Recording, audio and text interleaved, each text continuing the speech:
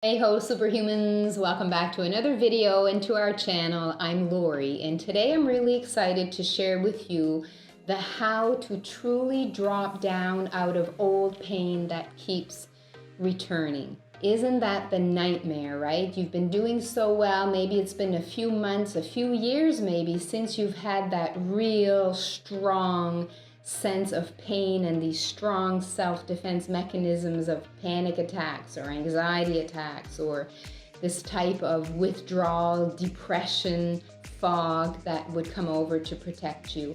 And bammo, here it is again. I want to share 4 simple and practical tips for you to move through these and truly let them go for real.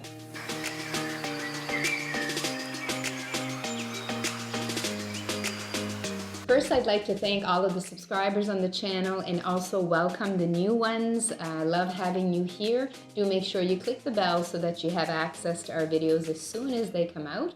And do check out our free events below in the comments so that we get to meet and practice some of this that we're talking about here together. So let's begin with that first tip to how to truly let go to this pain that keeps returning. It is to notice your reaction to it. Now, chances are what you're going to notice first and react to is not the pain itself. The second that old pain from the past that is coming back starts to be activated by some trigger, probably something happening in your environment, what your nervous system is going to do is go into these old, strong defense mechanism patterns. So that's probably what you're going to notice first. Maybe you've been feeling quite centered and grounded, and boom, all of a sudden you're back in this deep depression, not wanting to go outside or living in this real fog that you used to live in that you had finally cleared. Or you have an anxiety or panic attack that you haven't had for years. So I want you to notice what is your reaction to that. It's actually coming on to protect you from that pain. But what you're going to do is notice the story you put on it, the perception you have of it. What are you telling yourself about it? I can almost guarantee you that it's something that sounds like, I'm doing something wrong. I'm going backwards. I'm back to where I was. Everything I've done was for nothing. Only me has this kind of stuff happen. Everybody else seems fine. Why is this happening to me? Or this shouldn't be happening, this should be done by now, and this is what should be happening instead. Does that sound familiar? When we go into that kind of social conditioning mind chatter about this, that is when we're going to not really let go. We're going to stay in the cycle.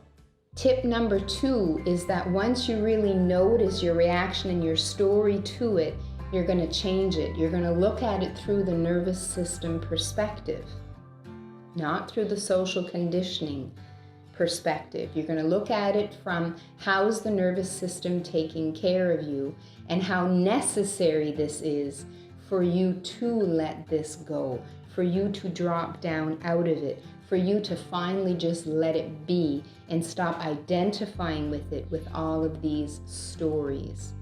Looking at it through the nervous system means understanding and reminding ourselves that this is part of how we let go.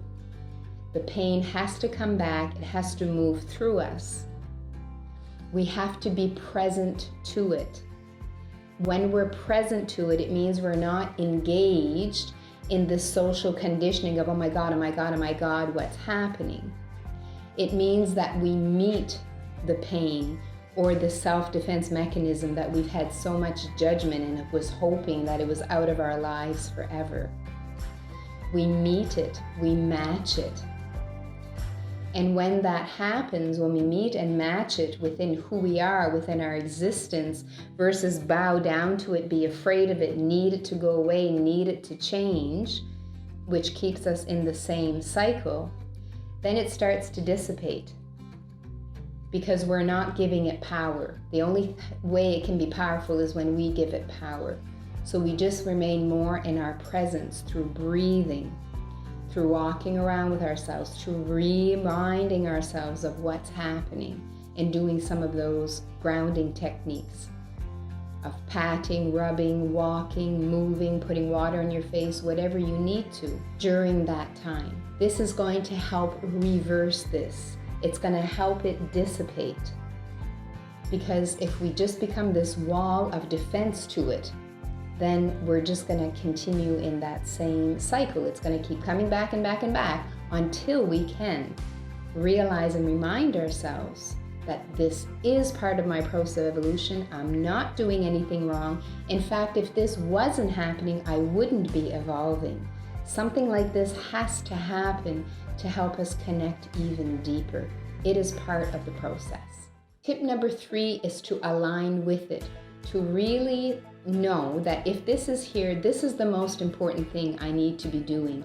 What I'm going to be doing outside of this, in terms of my job, my friends, just my life in general, those are things that are actually happening. But what is the most important right now is for me to be present to this and allow it to move through it. So aligning with it means really accept that if it's here to help me. It's here to help me evolve, or else it wouldn't be happening. So instead of spending most of my thoughts on it should be different, it should be something else, it should be gone by now, that I'm actually aligning with it. I'm actually physically feeling myself part of this and just surrendering to it, and knowing that I'm keeping moving forward on my destiny and on my journey by doing this. Tip number 4 is to continue to be super kind, gentle, and supportive of yourself as though you were taking care of a child. Because in many ways it is a child that you're taking care of, because a lot of this probably happened when you were a child. A lot of this trauma and your defense mechanisms being created, that depression, anxiety, or whatever it is for you. And you're going to notice that at a certain point, we all kind of have a threshold. And once we cross that threshold, we start to give up. For me, it's very short. I'm very impatient. So for me, tip number 4 is really important, and it's where it's at for me now, is to really continue to remind myself that even though it's been this amount of time, to stay with this, to stay with these tips that I'm talking about. So just expect that there will be a period of time or a timeline or a threshold that you'll come to and you'll say like, no, there must be something wrong because it should have been resolved by now, or I should be feeling better by now. So just expect that. And that's a very critical moment then to really bring on a deeper sense of care, a deeper sense of support and patience, because it is the most important thing we can be doing for ourselves. So thanks loads for being with us here today. I really trust that it's been heard at some level within yourself, and that it's going to guide you in rediscovering your truth, your aliveness, and your freedom within. Do make sure you hit subscribe and the notification bell on the way out, and check out our free events. And I'll see you on the next one. Thank you.